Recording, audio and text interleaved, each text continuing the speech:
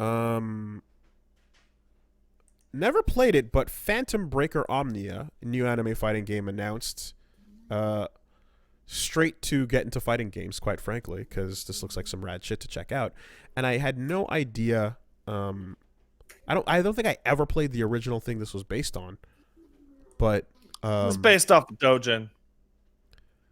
but it looks like some fucking yeah. That's some anime ass. That looks like Melting Blood. Apparently, it was yeah since 2013, and I'm like, I don't know how this missed the radar, but by all means, let's take a look at that, see what's going on with it, see if it sticks. And then Sega had a couple of announcements, so let's go in order here. Sega announced Streets of Kamurocho out as of yesterday. Mm-hmm. It is a It's apparently beat 'em up. like 10 minutes long. It is a beat 'em up featuring Majima and Kiryu, just doing beat 'em up things, 2D sprites. Apparently, one level and enemies just spawn forever, so not really a big thing. It's already gone. Wow. Huh. I when they said limited time, holy fuck, they weren't kidding. I thought you would have had more than a day. I'm sure you'll be able to get it somehow. It came out on the 17th. Today is the 19th. That's ridiculous. Okay. Well, anyway, so there's that.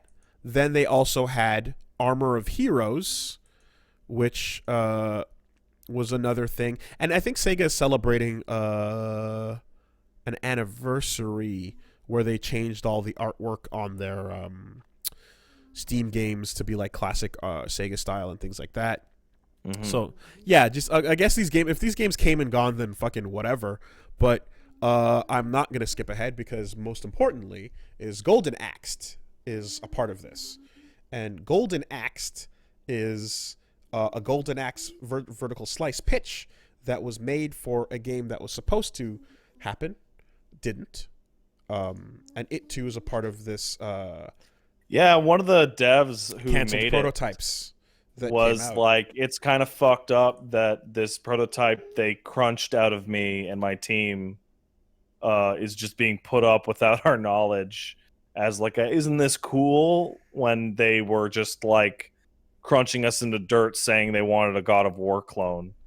So Tim Dawson on Twitter came up and basically spoke about Golden Axe and said, woke up to the surprising news that Sega is releasing the Golden Axe prototype I coded in 2012 under crunch conditions. At least I'm not alone. This appears to be a surprise to everyone I know who actually worked on it. The project was my personal nexus of nightmare hours, inept management, and industry realizations, and heroics achieved with a small team under unreasonable conditions, so it's an odd feeling to see it surface 8 years later without context. Cool. Really bringing out that goodwill, Sega. And with a joke title sequence. It exists because Link to Santana Mishra and I had delivered the Castle of Illusion prototype that was maintaining the studio. A producer we trusted asked us if we could make a polished gameplay prototype for an internal Golden Axe pitch in about 2 weeks to land a second project. Step 1, 2 fucking weeks. We agreed because we were assured management wanted us to develop it our way, i.e. another miracle please, but did mandate a darker, bloodier Golden Axe with splatter and decapitations and 2-button combat. We tried to combine all of that with the spirit of the original game. This would have been a difficult line to walk at any time, but we had 2 weeks and no time to iterate. So we made do and just really attacked the design without knowing knowing that we wouldn't be able to course correct as much, but luckily we had a talented team of artists, animators, and sound designers. Much less luckily, we also had the lead designer who thought he was designing it, and sometimes Santana Mishra would have to physically block him from reaching my workstation, or he'd start explaining insights he'd received while playing a mobile port of the game on his train from the way home from work. To work, excuse me.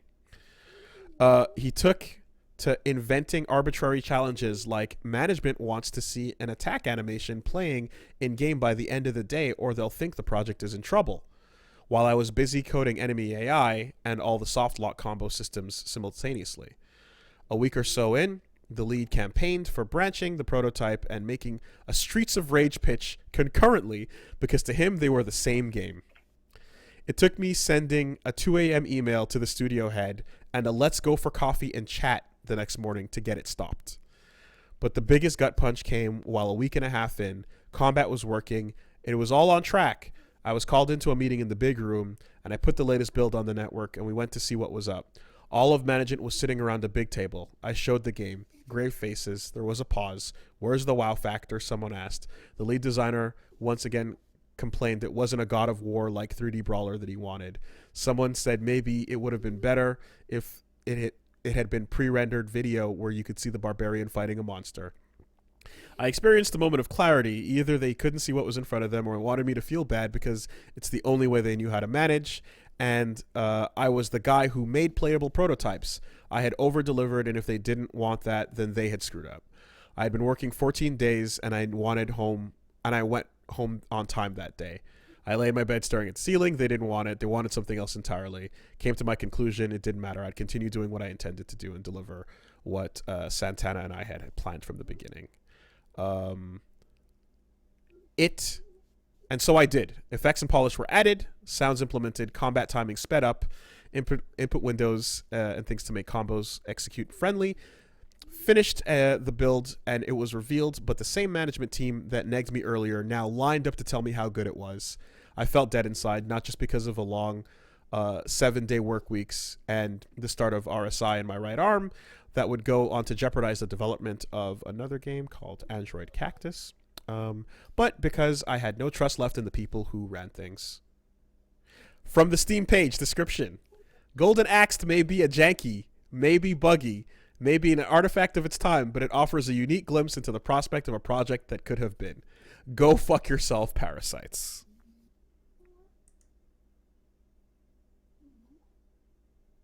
Yeah, Sega's a bunch of assholes. So that's Tim Dawson, who made it, basically going, what the fuck? Yeah. Really, really bringing in that goodwill by putting that out. I assume nobody involved in putting that onto, like, public release had any knowledge of any of that shit and just said, oh, cool. You guys, I found this Golden Axe prototype in my drawers. Yeah, well, I mean, there's a reason why they threw these things up for 48 hours. Yeah. Like, that's the most ridiculous window of time I've heard for a release of anything. That's a we don't want you to see this release.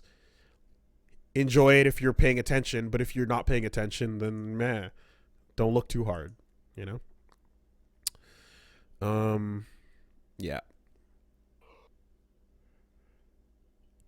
Also, Neo added punch fist weapons. It's pretty sick. Neo cool. Continues to be rad. Why is that game gotta take forever to come to the PC? Makes me sad. Anyway, Sega, come on.